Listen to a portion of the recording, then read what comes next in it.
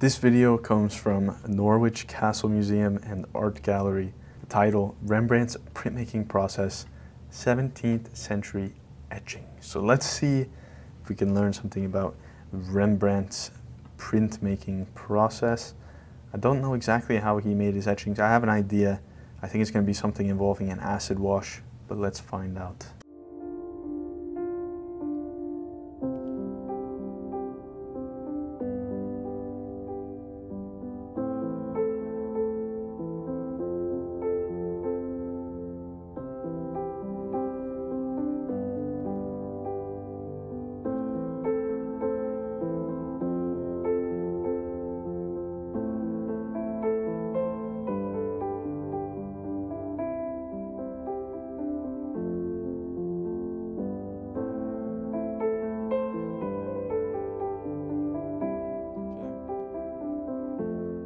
Is this very reliable? I'm not entirely sure, but so far, very interesting process. They have the ground there, and then they've blackened it, which I assume is to just make the drawing process easier.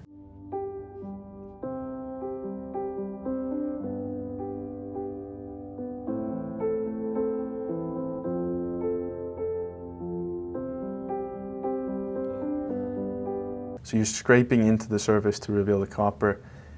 I don't know if the fire part was necessary just for like doing anything with the ground, or if it's just to make the surface darker, because you know, if you have that copper surface and you have too similar of a tone there, it's gonna be more difficult to really see your marks that you're making. But if you have the surface completely black like that, it's going to be a lot easier to see where you're actually scratching into the surface and what marks you're making.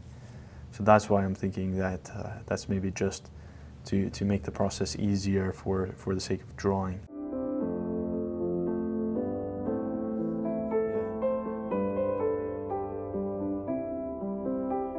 So they protect the back of the surface there. The ground also protects the surface.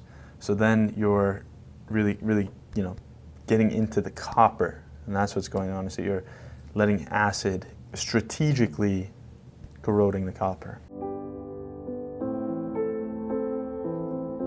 That's really interesting. Rembrandt often etched his plates more than once to get varied thickness of line. That's really interesting. I didn't know that. I had no idea. So that's yeah, very interesting that he would actually build up more than one layer. It makes perfect sense. I guess if I were to etch, I would probably have more fun doing that too. And so far, I mean, this yeah, seems like a really solid process. I haven't actually done this type of acid washing before, but it's something I'd really like to do. To make etchings like this just seems like a great time.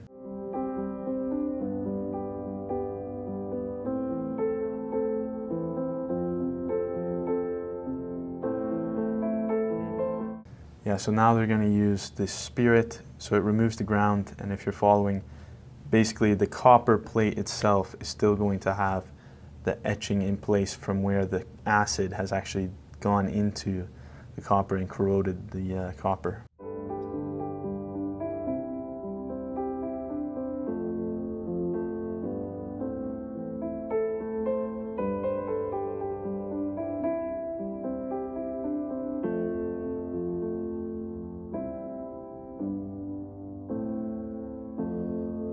Soaked in water. So that's, yeah, I mean, pretty typical process here. It's just going to make it easier to print. Then you don't have to worry about like tearing the paper or digging into the paper too much. You want it to be a little bit more flexible.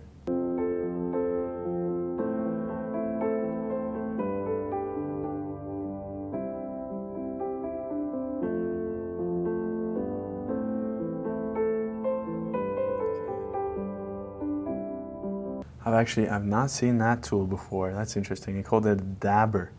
So that's pushing it into the deep, dark depths of all those etching lines.